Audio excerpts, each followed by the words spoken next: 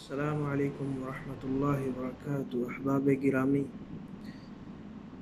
مختصر اپنے اس بات کروں گا اس وقت میں نبی کریم صلی اللہ علیہ وسلم کی نماز کے متعلق سیرت اور ہدایات اور مسائل۔ دیکھیے میرے بھائیوں، رسول اللہ صلی اللہ علیہ وسلم کی حدیث ہے، صلو کما رأیتمونی اصلی، نماز اس طرح پڑھو کہ جس طرح مجھے پڑھتے ہوئے دیکھا ہے۔ تو وہ دیکھنے والے صحابہ کرام تھے۔ ہمیں نماز نبی علیہ السلام کے طریقہ کے مطابق پڑھنی ہے، اور نماز کی اہمیت، فضیلت اور نماز نہ پڑھنے والے کے لیے، نہ پڑھنے والے کا انجام، یہ بھی قرآن و حدیث سے واضح ہے، اس کا حکم بھی واضح ہے۔ رسول اللہ صلی اللہ علیہ وسلم کی حدیث ہے، بین العبد و بین الکفر ترک الصلاۃ، کفر اور بندے کے درمیان نماز کا چھوڑنا ہے۔ بین العبد و شرک، شرک اور بندے کے درمیان نماز کا چھوڑنا ہے۔ فرمایا من کفر من ترک الصلاۃ متعمدا فقد کفر، کہ جس شخص نے جان بوجھ کے نماز چھوڑی ہے اس نے کفر کیا ہے۔ شیخ بن باز رحمہ اللہ کا فتویٰ ہے کہ جو شخص رات کو لیٹ سوتا ہے اور پھر 8 بجے 10 بجے اپنے کام پہ یا اپنے سکول، یونیورسٹی یا دکان یا محل کھولنے کے لیے الارم لگا لیتا ہے، لیکن اللہ کے ذکر نماز کے لیے الارم نہیں لگاتا ہے، گویا جان بوجھ کے اس کو پتہ ہے کہ مجھے نماز کے لیے نہ اٹھنا پڑے لیکن کام کے لیے ضرور اٹھوں، فرمایا اس شخص نے کفر کیا ہے۔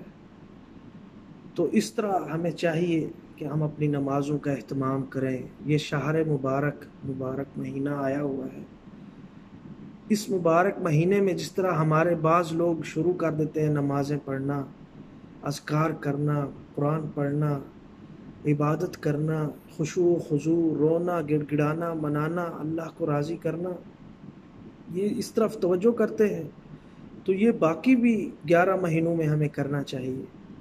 صرف ایک مہینے میں ہم مسلمان نہ ہوں، رسمی فصلی مسلمان نہ بنیں، ہمیں اللہ کی رضا مطلوب ہونی چاہیے۔ قرآن حکیم فرقان حمید میں بارہا مقام پہ اللہ تعالیٰ نے فرمایا وَأَقِیمُوا الصَّلَاةَ وَآتُوا الزَّکَاۃَ، نماز قائم کرو اور زکوٰۃ ادا کرو۔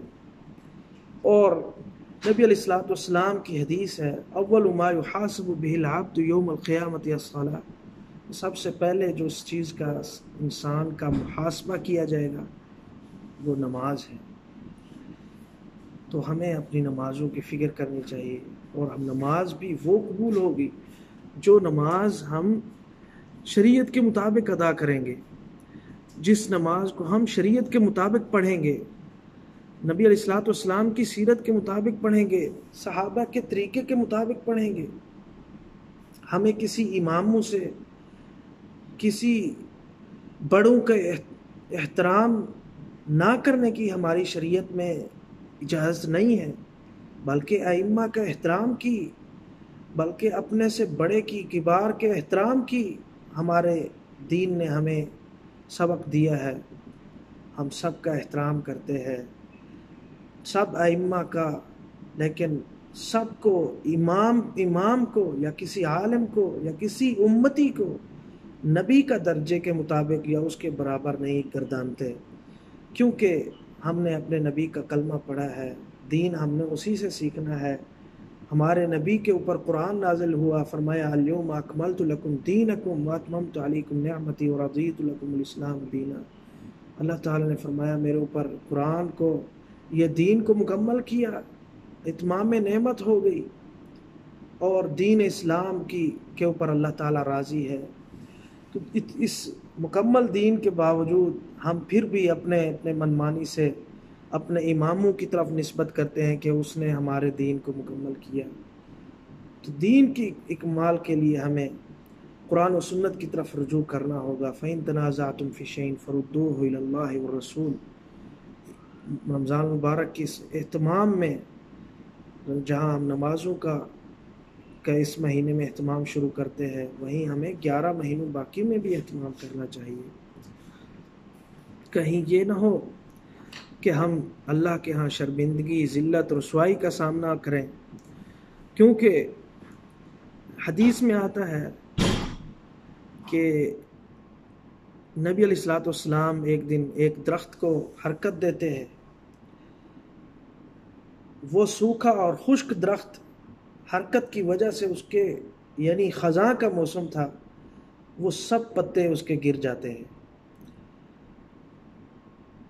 اسی طرح نبی علیہ الصلوۃ والسلام فرماتے ہیں جو شخص نماز پڑھتا ہے اللہ تعالیٰ اس سے گناہوں کو ایسے ہی جھاڑ دیتا ہے، ایسے ہی اس سے گناہ گر جاتے ہیں۔ اور فرمایا تم میں سے کسی شخص کی گھر کے سامنے نہر ہو، وہ اس میں 5 بار غسل کرتا ہو۔ صحابہ اکرام سے فرمایا کیا آپ کو امکان ہے، اس شک ہے کہ ابھی بھی اس کے جسم پہ کوئی میل کچیل باقی رہے گی؟ فرمایا نہیں۔ صحابہ نے کہا اس کی امکان کیا، ممکن ہی نہیں کہ اس کے جسم پہ کوئی میل کچیل ہو۔ فرمایا اسی طرح جو شخص نماز پڑھتا ہے اللہ تعالیٰ اس کے جسم سے گناہوں کو پاک صاف کر دیتے ہیں۔ 5 نمازیں جو شخص پڑھتا ہے، اور نماز پڑھنے سے چہرے کی رونق آتی ہے۔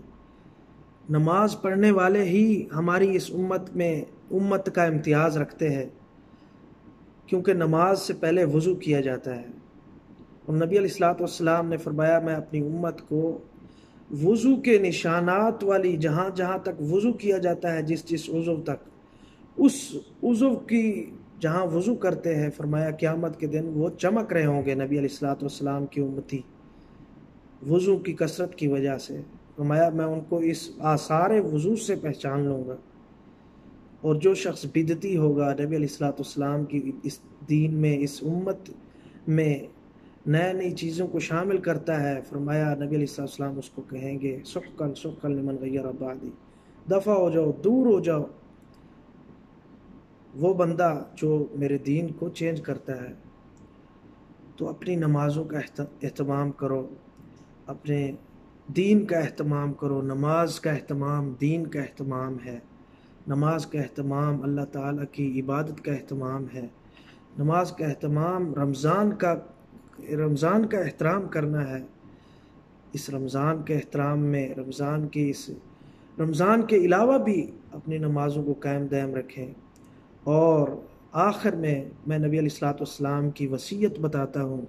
فرمایا الصلاۃ الصلاۃ وما ملکت ایمانکم، لوگو نماز اور جو تمہارے غلام ہیں یا جو تمہارے ماتحت لوگ ہیں، لوگوں ان کا خیال رکھنا، اپنی نمازوں کا خیال رکھنا۔ ہمیں چاہیے ہم نمازوں کا اہتمام کریں، نمازوں کی پابندی کریں۔ اور قرآن حکیم ہے فَإِن تَابُوا وَأَقَامُوا الصَّلَاةَ وَآتَوُا الزَّكَاةَ فَإِخْوَانُكُمْ فِي الدِّينِ، کہ اگر کوئی اللہ کے بندے توبہ کرتے ہیں اور نمازیں قائم کرتے ہیں اور زکاتیں ادا کرتے ہیں، اللہ تعالیٰ کا قرآن کہتا ہے فَإِخْوَانُكُمْ فِي الدِّينِ، وہ تمہارے دینی بھائی ہیں۔ اور دین کے بھائی کی نشانی یہ ہے، کوئی دینی بھائی آپ نے اگر دیکھنا ہو تو اس کو دیکھو کہ وہ نماز پڑھتا ہے کہ نہیں، ورنہ اس کو دینی بھائی شمار نہیں کرو۔ اللہ تعالیٰ سے دعا ہے اللہ تعالیٰ ہمیں عمل کی توفیق دے، اور جو شخص زکوٰۃ نہیں دیتا ہے اس کو بھی دینی بھائی شمار نہیں کرو۔ دینی بھائی وہ ہے جو نمازیں کا اہتمام اور اس کی مکمل کرتا ہے اور زکوٰۃ ادا کرتا ہے۔ قرآن کی صورت میں یہی واضح ہے۔ اللہ تعالیٰ سے دعا ہے اللہ تعالیٰ ہمیں صحیح معنی میں قرآن و سنت کی پابندی اور عمل کرنے کی توفیق عطا فرمائے۔ وآخر دعوانا الحمدللہ رب العالمین۔